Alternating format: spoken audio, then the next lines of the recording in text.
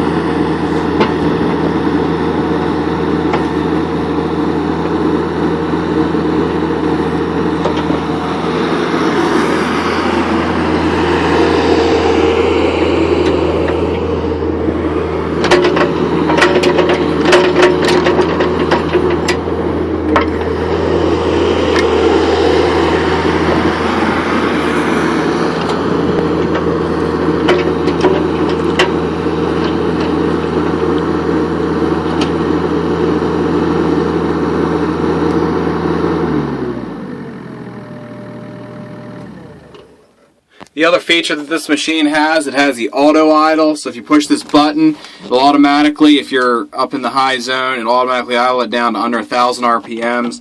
That way saving you fuel, and that's a very nice feature to have.